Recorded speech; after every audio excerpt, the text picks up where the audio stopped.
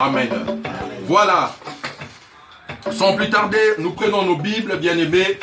Nous sommes dans notre livre de Exode. Ce chapitre que nous avons commencé mardi avec le pasteur Pavel. Et nous le continuons. C'est un chapitre vraiment plein. Il y a beaucoup de choses à dire dedans. Il y a beaucoup de choses à parler dedans sur ce chapitre 14 d'Exode. Et ce matin, nous lirons du 10e au 16e verset. Et je commence la lecture. Pharaon approchait. Les enfants d'Israël levèrent les yeux. Et voici, les Égyptiens étaient en marche derrière eux. Et les enfants d'Israël eurent une grande frayeur et crièrent à l'Éternel. Ils dirent à Moïse, n'y avait-il pas de sépulcre en Égypte, sans qu'il fût besoin de nous mener mourir au désert? Que nous as-tu fait en nous faisant sortir d'Égypte? N'est-ce pas là ce que nous te disions en Égypte? Laisse-nous servir les Égyptiens, car nous aimons mieux servir les Égyptiens que mourir au désert. Moïse répondit au peuple, ne craignez rien, restez en place et regardez la délivrance que l'Éternel va vous accorder en ce jour. Car les Égyptiens que vous voyez aujourd'hui, vous ne le verrez plus jamais. L'Éternel combattra pour vous et vous gardez le silence. L'Éternel dit à Moïse, pourquoi ces cris? Parle aux enfants d'Israël et qu'ils marchent. Toi, lève ta verge et tends ta main sur la mer et fends-la. Et les enfants d'Israël entreront au milieu de la mer à sec. Amen. Amen. Voilà, nous disons merci à Dieu encore pour ce grand chapitre d'Exode 14. Alléluia. Bien-aimés, ce matin, nous allons prendre encore ce chapitre pour parler de quelque chose ce matin qui certes sera peut-être une petite chose, mais qui va trouver encore place dans la vie de chaque personne qui me suit ce matin. Bien-aimés, nous sommes dans un grand mois de la consolation. Et j'aimerais te dire ce matin, Israël s'est retrouvé dans la servitude. Israël est dans la servitude. Dieu parle à Moïse et l'Éternel demande à Moïse de sortir avec le peuple. Bien-aimé, le peuple sort. Et le peuple d'Israël en sortant, bien-aimé, j'aimerais te dire quelque chose. Il y avait deux chemins qui pouvaient emmener le peuple d'Israël à Canaan. Alléluia. Bien-aimé, la première des choses qui est très importante dans cette sortie, il y avait une route qu'on appelait une route de caravane qui amenait vers le nord-est. Et de là, ils pouvaient prendre le canal de Suez qui, à l'époque, n'était pas un si grand fleuve. Ils pourraient traverser et partir. Mais bien aimé, au lieu de prendre cette route, l'Éternel demande de prendre une route sud-est. Alléluia. Et la Bible dit que la route qu'il devait emprunter, dans moins de quelques jours, le peuple juif devait arriver à Canaan. Alléluia. Alléluia. Amen. Mais Dieu le demande, dit à Moïse de prendre la route du sud-est. Et dont la première barrière étant deux collines et qui donne la route à une mer rouge. Alléluia. Amen. Bien-aimé, j'aimerais te dire ce matin, tu peux être dans un moment difficile de ta vie où tu te poses la question comme les Juifs ont dit à Moïse, pourquoi nous as-tu emmenés ici? Pourquoi nous as-tu emmenés sur cette route? Pourquoi nous as-tu sortis d'Égypte? Il serait mieux pour nous de rester en Égypte. Nous servions les Égyptiens et nous avions à manger pour notre ventre. Nous servions les Égyptiens. On avait quand même à manger. Mais regarde là où tu nous emmènes. Et j'aimerais te dire, bien-aimé, je me suis souvenu encore d'une image. Vous savez, quand vous remarquez le 13 septembre, quand les États-Unis ont été attaqués, vous savez, quand il y a eu le feu dans le bâtiment, beaucoup se jetaient. Pourquoi? Ils se disaient, mieux vaut tenter un saut. Peut-être je serai sauvé que d'aller dans le feu où je serai brûlé. Ça veut dire qu'Israël s'est retrouvé dans un moment où on devait chercher le moindre des malheurs. C'était soit quoi il disait. Si je partais, il partait dans l'eau, il allait se noyer. Dans les collines, il ne savait pas monter. Certains commençaient à dire, le moindre des mal, comme Pharaon est en train de nous suivre, que nous rentrions bien, que rentrions en Égypte. Bien aimé, j'aimerais te dire, la sortie du peuple d'Israël, c'est l'école de Dieu. Alléluia. J'aimerais te dire, c'est l'école de Dieu.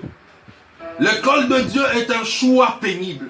L'école de Dieu est un choix qui nous semble moins adapté à nous. Mais j'aimerais te dire, dans l'école de Dieu, il y a une formation.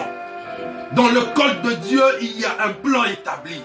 Dans l'école de Dieu, il y a une ligne à suivre. Toi, tu crois qu'elle est tortueuse, mais j'aimerais te dire, elle va t'emmener à la vie au nom de Jésus. Amen. Tu crois peut-être que Dieu t'abandonne. Tu crois que Dieu t'emmène sur une fausse route.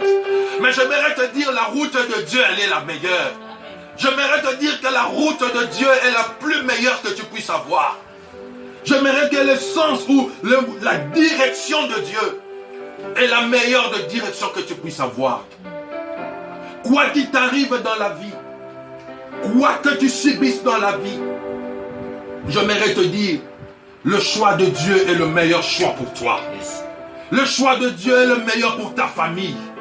Le choix de Dieu est le meilleur pour tes enfants. Le choix de Dieu est le meilleur pour ta famille. Le choix de Dieu est le meilleur pour ton job, bien-aimé.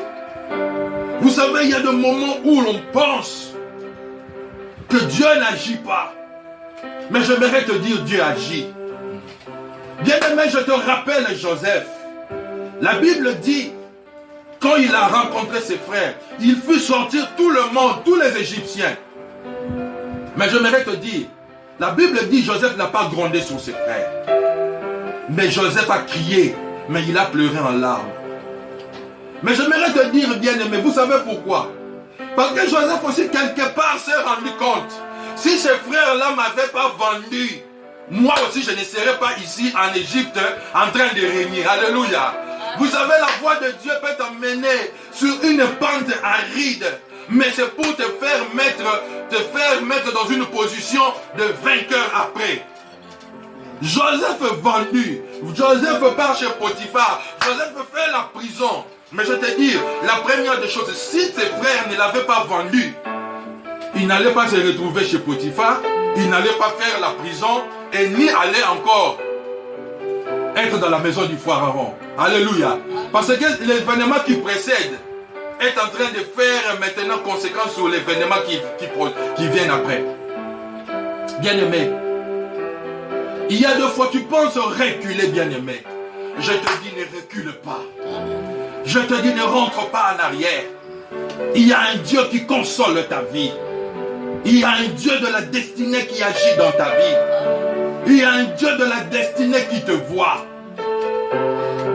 Vous savez, la route de nord-est, on nous informe qu'il y avait des Philistins dedans. Or, les Philistins étaient un peuple très aguerri dans les combats. Ça veut dire que s'ils partaient vers le nord-est, ils allaient se retrouver un moment où, devant, c'est les Philistins, et derrière, c'est les Égyptiens. Ça veut dire qu'ils allaient se retrouver dans un fourneau où ils n'allaient même pas s'en sortir. Alléluia.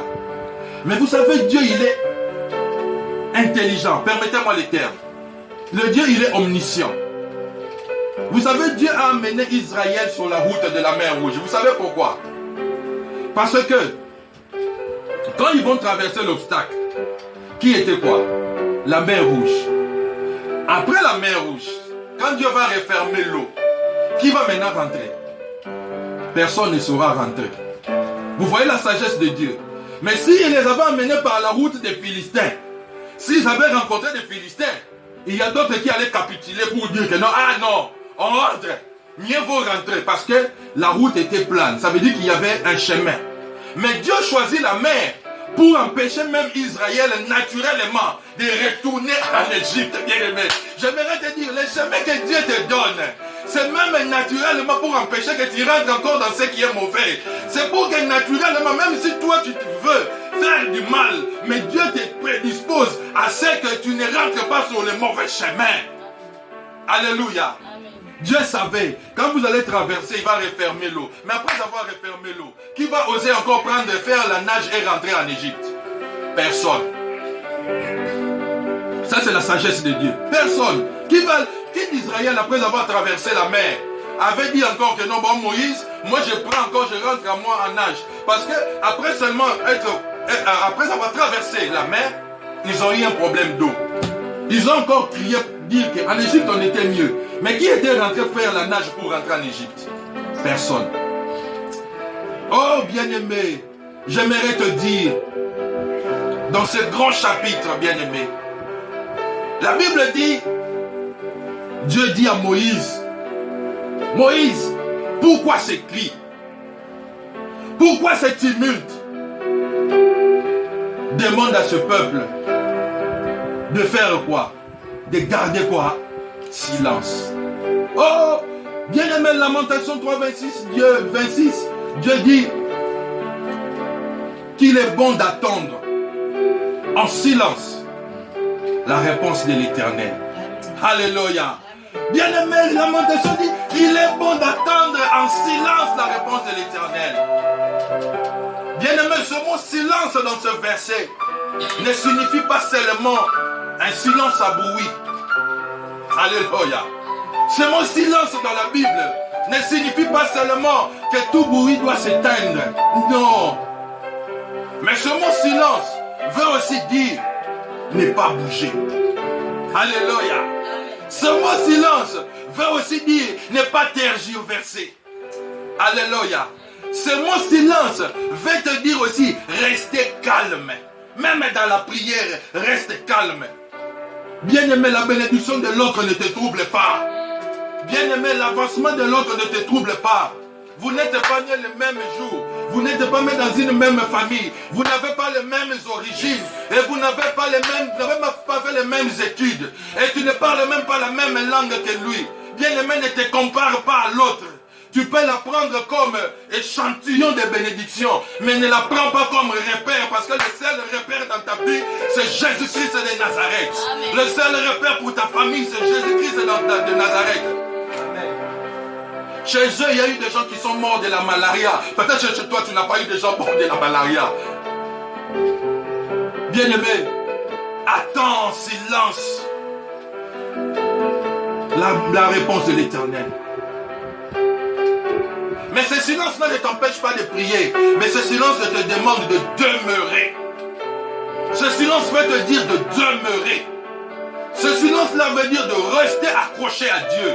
Ce silence-là veut dire de croire en Dieu qui t'a fait sortir d'Égypte. Bien-aimé, il y a des temps où tu te dis, moi j'habite un quartier chaud de Kinshasa. Tu vois ce que te passe. Et tu entends des amis, tu entends des frères qui disent, ah, regarde comment eux sont en train de régner. Nous, on ne les fait pas. Moi, je dis, mais si tu ne les fais pas, c'est pour la bonne cause. Alléluia.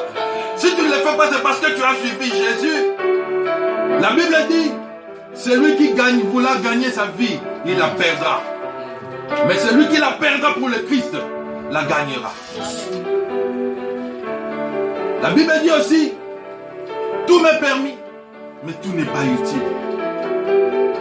Bien-aimé, il y a des choses que tu peux voir devant ton entourage. Bien-aimé, garde silence. Car la Bible dit, c'est la bénédiction de l'Éternel qui enrichit et elle ne se fait suivre d'aucun chagrin. Bien-aimé, pourquoi être béni, entre guillemets, et avoir du chagrin après? Je vois que ça n'a pas de sens. Ça n'a pas de sens. C'est un non-sens. Pourquoi aujourd'hui être un géant devant les gens et pleurer après 2 ans? Je te demande de ne pas le faire, bien-aimé. Je te demande de ne pas le faire, bien-aimé. Garde silence, bien-aimé. Je roulais avec un frère et je lui parlais d'une histoire. Je lui ai dit, regarde ce monde. Dès qu'il y a une autorité qui roule le carrosse avec quelque chose, tout le monde va acheter la même voiture. Tout le monde se casse la tête pour rouler aussi avec une voiture idem. Ce n'est pas mal, mais j'aimerais te dire, cherche d'abord la voie de l'Éternel. Alléluia. Cherche d'abord le choix de l'Éternel. Israël a pataugé. Israël ne savait que faire. Mais Dieu dit à Moïse, garde silence. Garde silence.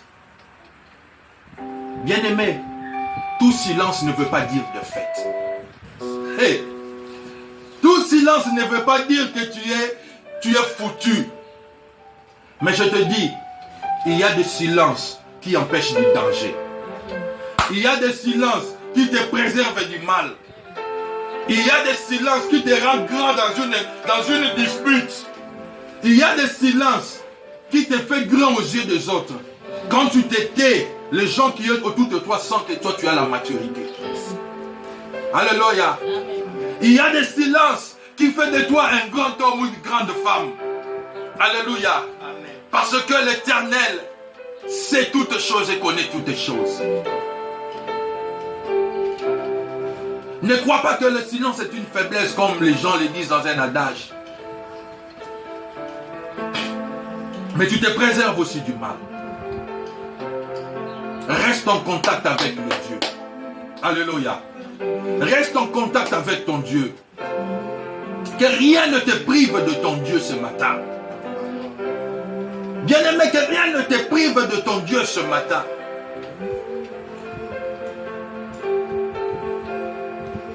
Et Israël, qui venait de sortir, 40 ans de servitude, mais ils ont pataugé devant la mer Rouge. Je devrais te rappeler, n'aie pas la mémoire courte. Souviens-toi de ce Dieu-là, qui hier t'a guéri de la maladie. Alléluia. T'a sauvé d'un accident. Comme mon pasteur me disait, pasteur Pavel me disait, ils prenaient un transport. Ils ont disputé une place. Il est resté. La personne qui est montée à bord est partie. Mais il prend un transport, il suit après. Il trouve le véhicule qui est parti avant a fait un accident. Et la personne qui a eu le plus de dégâts est assise sur les sièges qu'ils ont discuté. Bien-aimé, si ce Dieu-là a fait ça, ne crois-tu pas, il peut encore faire des choses meilleures que ça. Garde silence. Tu étais dans un coma quelque part, tu es sorti. Et pourquoi pour des petites choses tu dis Dieu n'existe pas? Alléluia. Tu étais malade à l'agonie, dans un lit d'hôpital. Le médecin a diagnostiqué la mort pour toi. Mais le jour où tu es sorti, même le médecin n'en croyait pas. Alléluia. J'aime te dire, garde silence. Mais le verset qui est important encore pour nous aujourd'hui, c'est le 16e verset, là où je suis en train de chuter, bien aimé. Dieu dit à Moïse, prends ta verge. Alléluia. Nous parlerons de prendre ta verge. Et il dit à Moïse, fends ta verge. Les enfants d'Israël vont marcher à sec. Hey, bien-aimé, j'aimerais te dire, Israël devant la mer Rouge, Israël était en train de voir quoi? L'eau. Israël était en train de voir la mer. Alléluia. Israël était en train de voir la mer Rouge. J'aimerais te dire, là où tu vois un obstacle, Dieu est en train de voir un chemin au nom de Jésus. Amen. Là où toi tu es en train de voir un blocage, Dieu est en train de voir une élévation au nom de Jésus. Là où toi tu es en train de voir qu'il y a des obstacles, Dieu est en train de voir des opportunités au nom de Jésus. Amen. Israël était en train de voir la mer, mais Dieu était en train de voir un chemin. Israël était en train de voir quelque chose qui était impossible à franchir, mais j'aimerais te dire, Dieu voyait un chemin. J'aimerais te dire, les Balouba l'appellent Pantanjila. Ça veut dire que c'est le Dieu qui crée le chemin dans l'eau. Alléluia. Israël arrive. Israël ne savait pas. Israël se disait, nous devions rentrer. Mais j'aimerais te dire, là où tu es, même s'il n'y a aucune solution, là où il n'y a personne pour t'aider, même s'il n'y a rien bien aimé, j'aimerais te dire, Pantanjila existe. C'est notre Dieu. J'aimerais te dire, ce Dieu-là, il va créer une route pour toi au nom de Jésus. Il va créer une issue pour toi au nom de Jésus. Il va frayer un chemin pour que toi et ta famille, toi et ton mari, toi et ta femme, vous puissiez passer au nom de Jésus. Toi et tes projets, vous puissiez réussir au nom de Jésus. Israël voyait la fin, mais Dieu voyait un nouveau commencement. Dieu voyait un nouveau départ. Dieu dit à Moïse, fends l'eau. Et Israël va marcher la mer à sec. Bien-aimé, j'aimerais te dire, quoi qu'il arrive dans ta vie, oh, Pantanjila va créer la route au nom de Jésus. Pantanjila va faire une route dans ta vie au nom de Jésus. Le Dieu d'Israël n'a pas changé. Le Dieu consolateur, le Dieu qui te console ce mois ici de juin, il va te consoler en créant un chemin pour toi au nom de Jésus. En créant une route pour toi au nom de Jésus. Oh, bien-aimé, tu sais, même si tu n'as pas l'argent, mais Dieu peut susciter dans ta maison un scandale géologique au nom de Jésus. Bien-aimé, tu sais pas, peut-être que tu es assis sur une mine d'or que tu ne sais pas. Alléluia. Mais j'aimerais que là où tu es, tu répondes par des amens et des alléluia. Tu sais, bien-aimé, si Dieu n'utilise pas ton père, il peut utiliser ta mère. Si Dieu n'utilise pas ta mère, il peut utiliser tes frères. Si Dieu n'utilise pas tes frères, il peut utiliser tes amis. Et s'il n'utilise pas tes amis, il peut même utiliser tes collègues. Et s'il n'utilise pas tes collègues, il peut utiliser ton pasteur. Mais s'il n'utilise pas les hommes, j'aimerais te dire, Dieu peut envoyer un oiseau de proie d'une terre lointaine pour te faire du bien. Alléluia. Dieu peut susciter dans Simon de Cyrène quelqu'un qui vient du champ, qui n'a pas connu Jésus, mais qui a aidé Jésus à aller jusqu'à la croix. Alléluia, bien-aimé. Dieu peut susciter un corbeau. Élie était au torrent de Kérit, mais un corbeau il venait, mais Élie mangeait. Pendant la famine, il y avait quelqu'un, un serviteur de Dieu, quelque part. Il ne travaillait pas, il ne bougeait pas, mais il mangeait le matin et il mangeait le soir. J'aimerais te dire, bien-aimé, la route de Dieu, les choix de Dieu sont incompréhensibles. Mais quand Dieu ouvre, personne ne peut fermer au nom de Jésus. Alléluia. Et Ésaïe 43 nous dit, je veux faire quelque chose de nouvel sur le point d'arriver. Et qu'est-ce que Dieu dit? Je veux faire quelque chose de nouveau. Je veux créer un chemin dans les déserts. Bien-aimé, j'aimerais te dire, la Bible dit, notre Seigneur, il est le chemin, la vérité et la vie. La Bible a commencé par le chemin. Ça veut dire que c'est une route, une voie d'accès. Quand tu entres dedans, ce n'est que bénédiction et bénédiction. Ce n'est que Père et élévation et élévation. J'aimerais te dire, bien-aimé, mon Dieu de la destinée va te consoler ce mois au nom de Jésus. Va créer le chemin au nom de Jésus. Bien-aimé, quand il n'y a plus de solution, la solution c'est Jésus. Quand il n'y a plus de route, bien-aimé, Israël s'était dit, rentrons. Mais moi je t'ai dit, tu ne vas pas rentrer. Moi j'aimerais te dire, tu ne vas pas retourner, mais tu vas aller jusqu'à Cana au nom de Jésus. Parce que Nombre dit, notre Dieu, il n'est pas un homme pour mentir, ni un fils de l'homme pour se repentir. Ce qu'il dit, ne le fera-t-il pas? Ne le réalisera-t-il pas? Bien-aimé, j'aimerais te dire, le Dieu de la destinée, il est là. Ce matin, il te dit, il ferait un chemin pour toi au nom de Jésus. Il ferait un chemin pour toi au nom de Jésus. Bien-aimé, tu es l'exception pour ta famille. Tu es l'exception pour ta ville. Tu es l'exception pour ton foyer. Tu es l'exception pour ta famille.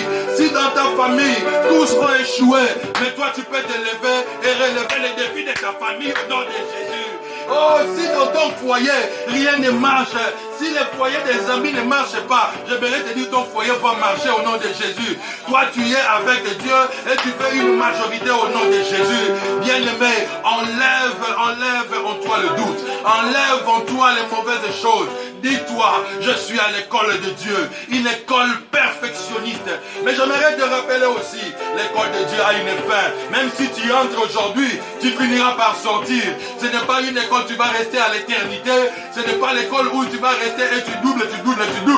Mais l'Éternel va t'amener jusqu'à la fin. Au nom de Jésus bien-aimé, au nom de Jésus. Là où les gens voient que tu es bloqué, j'aimerais te dire ce matin, qu'une voix s'ouvre ce matin au nom de Jésus. Que Yahweh crée maintenant les opportunités pour toi au nom de Jésus. Bien-aimé, j'aimerais te dire, toi qui es là bien-aimé, oh, tu te dis, je vais marier comment? J'aimerais te dire, Dieu va t'envoyer un homme qui aime seulement cette taille-là, qui aime seulement cette couleur-là, qui aime seulement ce caractère-là au nom de Jésus. J'aimerais te dire aussi, toi qui te demandes comment les choses vont arriver, j'aimerais te dire, le Dieu est un Dieu d'opportunité, de tout changement. Oh, il dit dans Ésaïe 43, il donne le sabbat pour notre rançon. Dieu peut même donner la vie des gens afin que toi tu réussisses au nom de Jésus. Laisse que l'Éternel te bénisse ce matin, te bénisse encore là où tu es, te bénisse encore au nom de Jésus, te bénisse encore au nom de Jésus, te bénisse encore au nom de Jésus, te bénisse encore au nom de Jésus. Amen. Oh, là où tu es, tu acclames pour l'Éternel, tu acclames pour ton Dieu, ce Dieu-là qui te fait du bien ce matin, le Dieu-là qui te fait du bien ce matin, au nom de Jésus. Bien-aimé, il y a une nouvelle route pour toi au nom de Jésus. Alléluia. Amen. Mon pasteur m'avait dit, les médecins te donnent seulement les traitements, ils ne te guérissent pas. Il te diagnostique la maladie, mais il n'est pas un guérisseur. La personne qui guérit, c'est Dieu. La personne qui fait toutes choses, c'est l'Éternel. Et j'ai toujours aimé un médecin qui passe à la télé chez nous et qui dit, moi je peux te donner les traitements pour toute maladie.